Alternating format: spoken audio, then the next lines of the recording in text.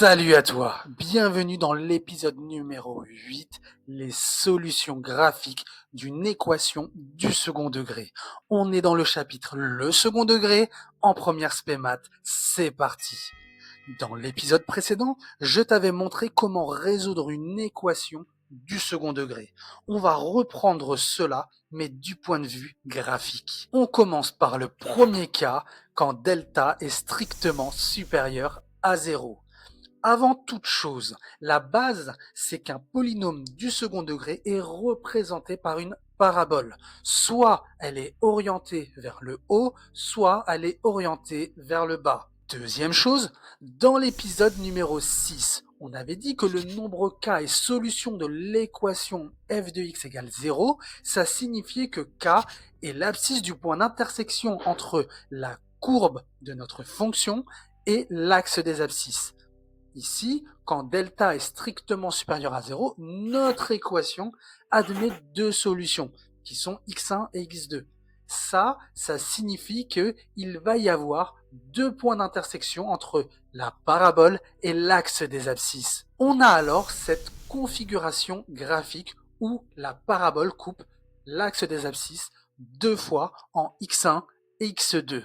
Deuxième cas, quand delta est égal à 0, notre équation admet une solution qui est x0 moins b sur 2a. Ça veut dire qu'il va y avoir une intersection entre la parabole et l'axe des abscisses.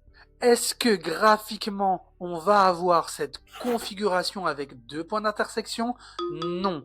On va plutôt avoir cette configuration où la parabole coupe qu'une seule fois l'axe des abscisses en x0. Et ce point d'intersection, eh bien, il correspond au sommet de la parabole. Est-ce que tu te souviens de ce sommet de coordonnées alpha et bêta? D'ailleurs, on retrouve la fameuse formule de alpha qui est égale à moins b sur 2a. C'est pas magnifique ça?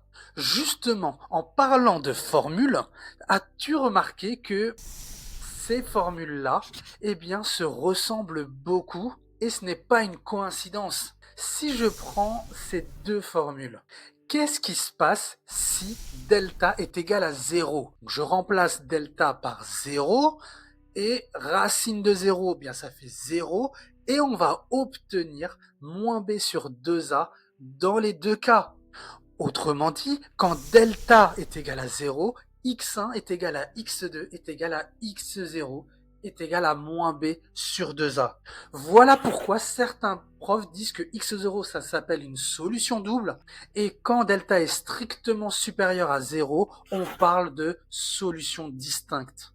Et graphiquement, ça se voit. Ici, on a delta qui est strictement supérieur à 0. Plus delta va diminuer vers 0, plus les racines x1 et x2 se rapprochent jusqu'à ce que l'on ait x1 est égal à x2 est égal à x0. Tout est lié en fait. Et pour finir, quand delta est strictement inférieur à 0, l'équation n'admet aucune solution et je pense que tu as deviné la suite. Il n'y a pas d'intersection entre la parabole et l'axe des abscisses. Visuellement, on n'a pas cette configuration où il va y avoir deux points d'intersection, ni cette configuration où il va y avoir qu'un seul point d'intersection, mais on va avoir plutôt cette configuration où la parabole est soit strictement au-dessus de l'axe des abscisses, soit strictement en dessous. Dans tous les cas, elle ne coupe pas l'axe des abscisses. Maintenant, tu connais toutes les possibilités. Quand delta est strictement supérieur à 0, voilà ce qui se passe. Quand delta est égal à 0, voici ce qui se passe. Et quand delta est strictement inférieur à 0, voici ce qui se passe. Ce sont toutes les configurations possibles. Et en fait, bien visualiser la parabole, c'est un outil super puissant dans les exercices. Ça va vraiment t'aider sur la cohérence de tes résultats. Et ça va aussi t'éviter de perdre des points très facilement. On se servira de cette visualisation dans les prochains épisodes. Donc, reste bien connecté. Je te dis à très bientôt dans un nouvel épisode. Salut à toi!